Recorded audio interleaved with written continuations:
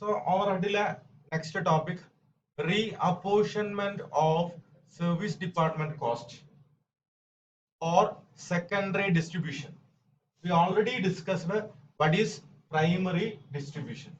Primary distribution എന്ന് പറഞ്ഞു കഴിഞ്ഞാൽ നമ്മുടെ ടോട്ടൽ അവൈലബിൾ ആയിട്ടുള്ള ഓവർഹെഡിനെ ഇൻഡയറക്റ്റ് എക്സ്പെൻസിനെ different department could be production department അല്ലെ, ഇവിടെ P1 P2 P3 എന്ന് പറയുന്നത് എന്താണ് പ്രൊഡക്ഷൻ ഡിപ്പാർട്ട്മെന്റ്. സോ ഇവിടെ അവൈലബിൾ ആയിട്ടുള്ള ഓവർഹെഡിനെ നമ്മൾ P1ലേക്കും P2ലേക്കും P3ലേക്കും ഡിസ്ട്രിബ്യൂട്ട് ചെയ്തു.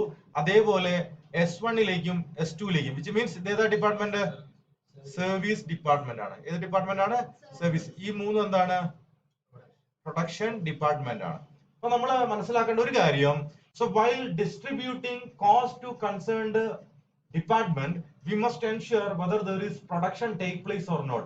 ഇവിടെ പ്രൊഡക്ഷൻ നടക്കുന്നുണ്ടോ ഇല്ലയോ നമ്മൾ ചെക്ക് ചെയ്യണം. പ്രൊഡക്ഷൻ ഡിപ്പാർട്ട്മെന്റിലേക്ക് നമ്മൾ ഓവർഹെഡ് ചാർജ് ചെയ്തിട്ടുണ്ട്, അതിൽ പ്രയാസമൊന്നുമില്ല. ബിക്കോസ് പ്രൊഡക്ഷൻ ഡിപ്പാർട്ട്മെന്റിൽ എന്ത് നടക്കും? പ്രൊഡക്ഷൻ ടേക്ക് പ്ലേസ് ചെയ്യും, right? But in case of service department the cost or overhead allocated to service department, നമ്മൾ മനസ്സിലാക്കേണ്ട കാര്യം, സർവീസ് ഡിപ്പാർട്ട്മെന്റിൽ എന്ത് നടക്കില്ല? പ്രൊഡക്ഷൻ നടക്കില്ല. So this is not fair. ഇങ്ങനെ ഡിസ്ട്രിബ്യൂട്ട് ചെയ്യുന്നത് ഫെയർ അല്ല.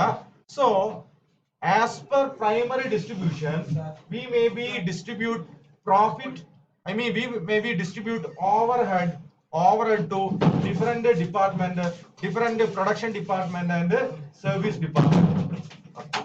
Then ഈ സർവീസ് ഡിപ്പാർട്ട്മെന്റിൽ വന്നിരിക്കുന്ന കോസ്റ്റിനെ നമ്മൾ മറ്റു പല ഡിപ്പാർട്ട്മെന്റ്, അതായത് മറ്റു പ്രൊഡക്ഷൻ ഡിപ്പാർട്ട്മെന്റിലേക്ക് നമ്മൾ റീഷിഫ്റ്റ് ചെയ്യേണ്ടതുണ്ട്. ഇവിടെ നോക്കിയാൽ ഇൻ സെക്കൻഡറി ഡിസ്ട്രിബ്യൂഷൻ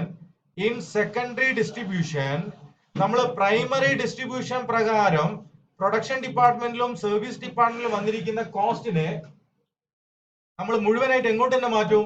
പ്രൊഡക്ഷൻ ഡിപ്പാർട്ട്മെന്റിലേക്ക് തന്നെ മാറ്റും. അപ്പം സർവീസ് ഡിപ്പാർട്ട്മെന്റിലെ കോസ്റ്റിനെ നമ്മൾ പ്രൊഡക്ഷൻ ഡിപ്പാർട്ട്മെന്റിലേക്ക് ഷിഫ്റ്റ് ചെയ്ത P1നെ അല്ല S1നെ ഞാൻ എന്ത് ചെയ്തു? P1ലേക്കും P2ലേക്കും P3ലേക്കും ഞാൻ ഷിഫ്റ്റ് ചെയ്തിരിക്കുന്നത് ഒരു ബേസ്, ഒരു പർട്ടിക്കുലർ ബേസിന്റെ അടിസ്ഥാനത്തിലായിരിക്കും. ദെൻ S1ൽ നിന്ന് S2ലുള്ളത് ഞാൻ എന്ത് ചെയ്യും? ഈ പറഞ്ഞതുപോലെ 3 ഡിപ്പാർട്ട്മെന്റിലേക്ക് ഞാൻ ഷിഫ്റ്റ് ചെയ്യും ബേസ്ഡ് ഓൺ പർട്ടിക്കുലർ ബേസ്. ഇതിനെയാണ് നമ്മൾ എന്ത് പറയുന്നത്? സെക്കൻഡറി ഡിസ്ട്രിബ്യൂഷൻ അല്ലെങ്കിൽ റീ അപ്പോർഷൻമെന്റ്. ഒരിക്കൽ അപ്പോർഷൻ ചെയ്ത് കൊടുത്തത് നമ്മൾ വീണ്ടും എടുത്ത് എന്തിട്ടുണ്ട്? ഡിസ്ട്രിബ്യൂട്ട് ചെയ്തു കൊടുക്കും. This is called reapportionment of service cost in connection with service department. Okay, clear?